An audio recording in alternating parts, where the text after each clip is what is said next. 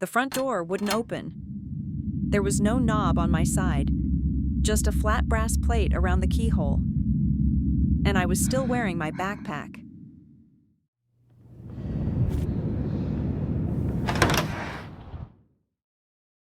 The last afternoon of 4th grade never feels like a real school day when I remember it. It feels too bright, too loud, and half packed away. Our cubbies were empty except for torn paper and lost crayons. Everyone had backpacks swollen with art folders, report cards, and whatever glue-stiff projects their parents were supposed to pretend they liked. Teachers were making attempts to control the chaos, but it was the final bell before summer, and nobody was really listening. Marina's mom was supposed to come and drive us to Marina's house that day. Marina and I had been planning it for weeks. We were in different classes that year, so I was waiting outside the side doors with my teacher, Mrs. Miranda, watching the pickup lane clog with parents, grandparents, older siblings, and kids dragging trash bags full of classroom supplies. I was looking for Marina's mom when I heard my name. Luna. Hey, Luna. A man near the curb lifted one hand, not too high, like he already knew he was supposed to be there. He had sunglasses hanging from his shirt collar and a narrow smile that came and went quickly. He said he was Sanchez's cousin. He used Marina's last name. He said Marina's mom got stuck at the middle school picking up her sister, so she asked him to grab us instead. I didn't know him, but this situation didn't seem impossible to me then. Adults were always sending other adults. Plans changed. Kids were expected to keep up. I went to Mrs. Miranda and told her Marina's cousin was there. She looked past me, tired and squinting in the sun. The man gave a little wave.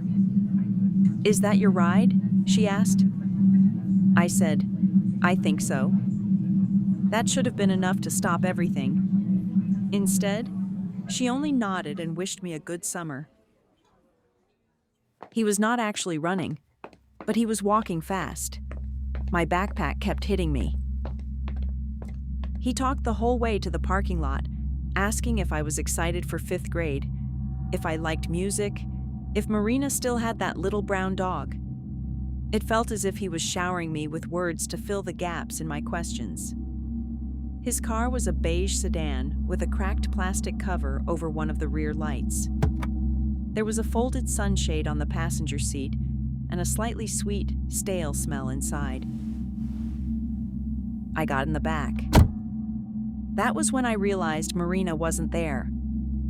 I asked where she was, but he stared at me in the rearview mirror for just a couple of seconds too long. "She's already home," he said. "We're just stopping by my place first. I have something for her mom." I didn't answer. I remember gazing at the inside handle of the car door and wondering if it would open while we were moving. Our town was small. You could get almost anywhere from the school in a few minutes. But the streets seen from the window became unfamiliar. The houses sat farther apart. The sidewalks disappeared. He kept talking all the time, but I could not concentrate on his words anymore. The house he parked in front of was a split level with brown shutters and no car in the driveway. It looked ordinary enough that I hated myself for being afraid of it.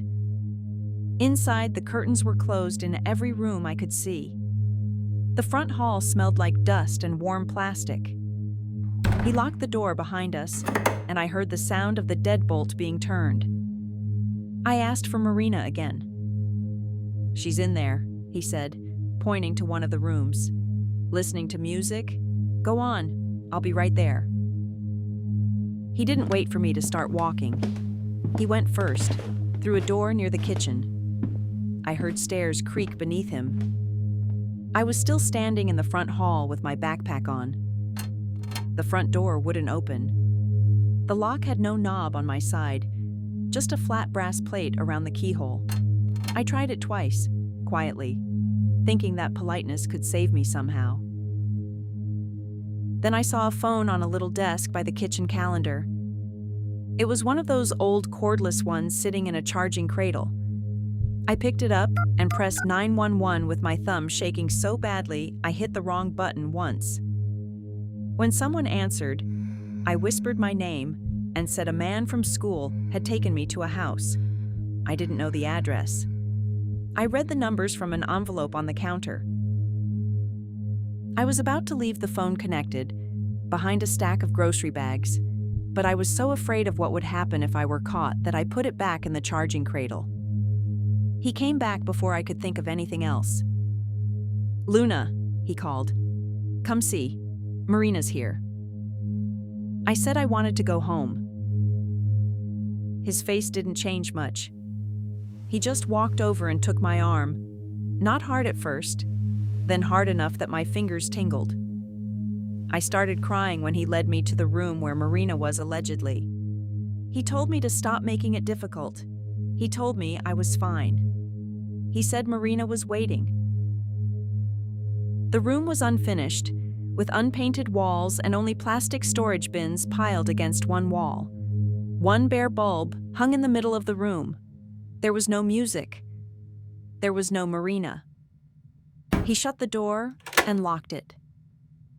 I don't know how long I was there.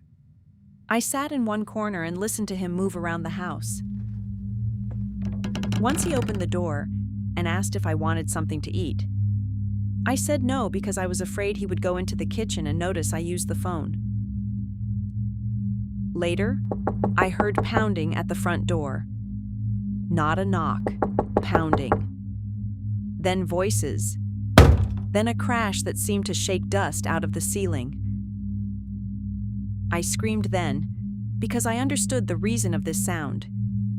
The police found me standing in the middle of the room. My parents arrived after I was already outside, wrapped in a blanket I didn't need. My mother made a sound I had never heard from her before. I learned pieces later. The man delivered packages to Marina's mom's department for many years. They'd cross paths sometimes and would exchange a hi or a have a good one. However, Marina's mom never understood how he learned about the last day plan, Marina's name, and mine. Nobody at school had checked the approved list of pickups until Marina's mother came asking where I was. I don't remember his full name. I never looked it up. My parents knew more than they told me, and for once, I let them hide this from me. What I remember most is Mrs. Miranda's hand on my shoulder as she turned back to the crowd. The part I still live with is that he didn't take me from hiding. He waved me out of line.